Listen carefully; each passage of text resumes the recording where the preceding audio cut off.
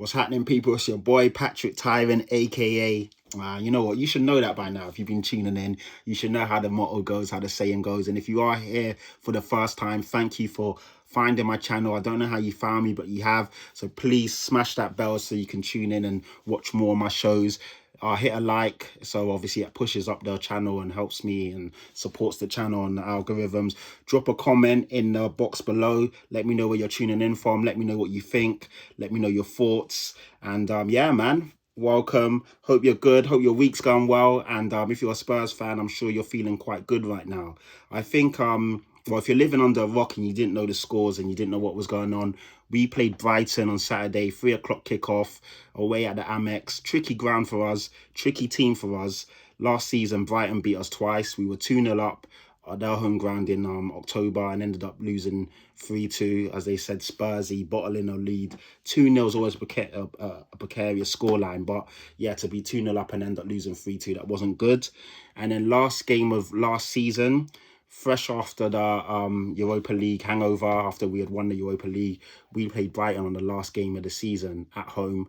So it was a nice little, send off, the parade before the parade, so to speak. We went 1-0 up from a Dominic Solanke penalty early on, and we ended up losing 4-1. And obviously it was annoying to lose, especially to lose again, last home game of the season. But I think the fans and the players didn't really care, as we had just literally won the Europa League. So anyway, going back to the point, last year we played Brighton twice, lost twice to them. They finished 8th in the league. I think they finished 4 points off of European Nottingham Forest, who are a place above them in 7th. And they finished 5 points off both 5th and 6th. So that was Newcastle and I believe, I've forgotten, Aston Villa, yeah. So they finished only 5 points off the Champions League and Europa League spot. So very good team. Tricky team, some very talented players, a great manager, and it was going to be a tough day at the office, man. So obviously we went into that game in good form. 3 wins out of 4 on 9 points. But Brighton have started quite shakily, and they only had 4 points.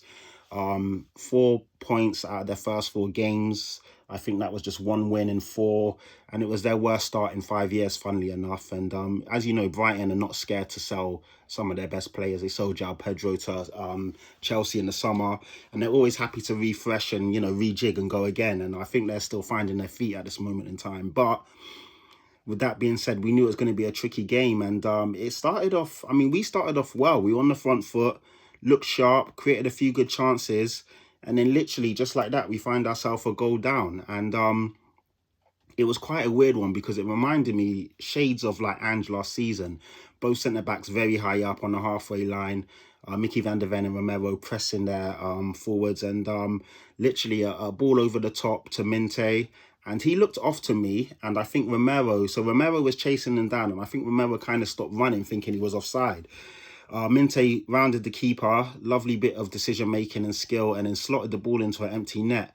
And it was quite weird on when I watched it back, because I was thinking, why didn't Romero actually chase him down? Because obviously Romero doesn't know what he's going to do. He could just literally shoot over the keeper or slot in either side of Vicario.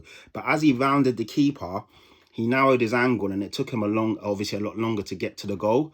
And so if Romero would have kept running and just slid, he would have actually just cleared the ball. But obviously Romero's not to know that. Hindsight is a beautiful thing. But we waited obviously for the flag to go up, then thinking VAR would chalk it off, and they gave it as onside. They literally said that Romero's shoulder kept Minte onside, and I was like, wow, okay. So it was so tight, fractional, but they went 1-0 up. So I'm like, okay, cool. Obviously we keep pushing and pushing, have a few chances, and then before you know it, we're 2-0 down. And I was like, oh man, here we go again. Because literally when they scored the first goal, we had, I think, 83% possession. Second goal, when they scored, we were 63%. So we were in control. And I think one of the takeaways you took from this game, or what I took from this game, is that I think teams will allow us to have the ball. Well, not allow us. Obviously, we're a good team and we will dominate possession, but we need to be able to break these teams down. And I'm kind of fast forwarding here, but it makes sense. It is flowing from what I'm thinking. And basically, when Xavi Simons came on in the 60th minute for Bentancur, that's when the game changed. And it's just evident that we need a creative player in our starting 11. Obviously, Maddison's out for probably the season.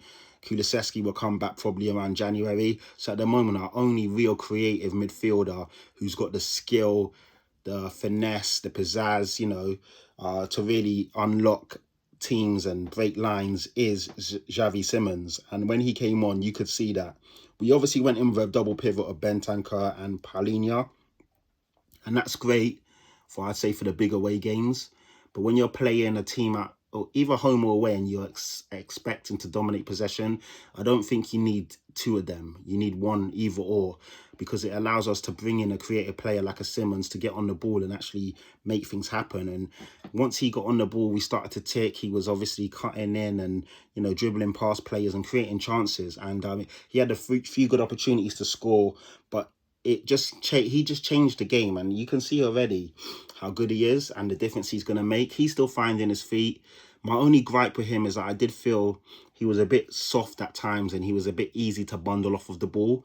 And I think the Premier League, literally obviously the aggression and the physicality in the league is a lot stronger than what he's used to, and he does need to get used to that basically. But yeah, man, the guy oozes class. He's so silky, so smooth, and he could have scored 2 goals. He had a really good chance where he dribbled, created his own space, and took a low curling shot, and the keeper had to push it wide for a corner. And there was another chance where Kudus burned his man, crossed it across fizzed it across the outside of the box. Bergville, lovely step over / dummy, left it to Simmons, and he had all the time in the world to pick a spot, and he kind of scuffed the ball and it went wide. But yeah, Simmons was the difference, the creator for me, and I thought he had a fantastic game. I thought Kudus looked fantastic in the second half once his man got tired. And to be fair, Brighton gave their man of the match to basically the guy who was playing Kudus. He was the right back who came in. Bear with me while I remember his name. I should remember off the top of my head, but I can't remember. Ferdi Kadagoglu, Turkish right back. And yeah, he was brilliant, man. In the second half, it was a real battle between him and Kudus. But I feel Kudus kind of got the better of him as he tired in the second half. So in the first half, it was a great battle between them. Second half, Kudus kind of just turned it up a notch. Maybe for Ferdi got tired. And yeah, he had the beating of him a couple of times. And for that second chance I just spoke about Simmons, it was all Kudus and just creating his magic. But anyway, Brighton went 2-0 up, as we know. And then I thought we showed some great grit and determination, not to drop our heads, because it was one of those games where we were pretty much in complete control. Like, everything was flowing the way it should do. We just weren't really creating any clear-cut chances, but we had all of the ball, and Brighton didn't really threaten us, other than when they was on the counter. So anyway, going 2-0 down, heads could drop away from home and you're thinking, here we go again. But it was great. We kept pushing and we got the goal just before half-time with Charlison, Kudus assist, and then at least we go in with our tails up and we have something to hold on and grab for the second half. And obviously in the second half, we kept pushing. And I think in the first 11 minutes after the break, we had 83% possession. So the guys were really on it and really trying to take the game by the scruff of the neck and make things happen. But like I said, when Simmons came on, I feel that's when the game changed. And I think, yes, Thomas Frank will learn that we do need to make sure we've got Simmons probably playing most of these games when we need that creative spark. Obviously, you don't want to burn him out and he's brand new to the league, but he is the game changer for me. I feel that Palhinha had a great game, and he's such a he's not quiet in the sense of, like, for us, it's such an astute signing. Obviously, it's a loan. Hopefully, we do trigger the obligation, because he just makes us look so much more solid, man. And it just allows the Sars and the Bergvilles and even the Bentancurs to actually express themselves a bit further up and then not have to worry about the defensive. Obviously, everyone's got their duties to do defensively, but with our Palhinha sweeping up and cleaning up, it just allows those guys to be a bit more, basically just a bit more offensively minded, so to speak. I felt that Vicario for Brighton's second goal should have done better. It was a kind of a curling shot, but it wasn't in the corner, and Vicario got a hand to it, but it wasn't a strong hand, and he pushed it into the goal. So I was thinking, oh man. And obviously I'm going to give Vicario the benefit of the doubt. I see a few people getting onto him and saying we can upgrade and get better. I do like him. I do feel he's a good goalkeeper. No goalkeeper is, like literally he without sin shall cast the first stone. And I feel every goalkeeper's got a mistake or two in them, especially with the way goalkeepers are meant to play nowadays. And we'll see obviously how things go on. He's kept a lot of clean sheets and made a lot of saves for us this season, but he was definitely at fault for that second goal. But, you live by the sword, you die by the sword. And ultimately, overall, Vicario has been much better than he's been worse, if that makes sense. So I'm not going to get onto him too much. But yeah, for me, the takeaways are we need to do better and be more creative when teams sit back and counter. And I feel that's kind of what Brighton did. Is I feel how a lot of teams are going to try and play us. Soak up and hit us on the counter. So we just need to make sure that when we have the ball, we make it count. I thought Udogie looked really good coming in. So he started today, his first start in the league. Obviously, that meant that Jed Spence dropped down to the bench. And I thought he looked really good, man. Strong and fast and quick. And really good going forward. So I'm happy to see Udogie hopefully back to his best, because he was a bit shaky last season. So this year, I'm really looking forward to seeing how he can progress. And obviously the starting left-back spot isn't solidified now anymore. Him and Jed Spence will be fighting for that. So I do like that healthy competition. What else would I think I had to say about the game? Like I said, think we showed a lot of resilience, being 2-0 down and fighting back. And I would just like to say that already we've had 3 tough away games: Brighton away, West Ham away, and Manchester City away. That's 3 tough games. We've only lost once. We sit on 10 points, joint second with Arsenal, who also have 10 points. Our goal difference is +7, theirs is +8, and then obviously Liverpool are 5 points ahead of us. They're on 15 points, and I think their goal difference is about 4 or 5. But with that being said, it's a very solid and good start to the season, man. Something that we can get behind. I'm enjoying what I'm seeing.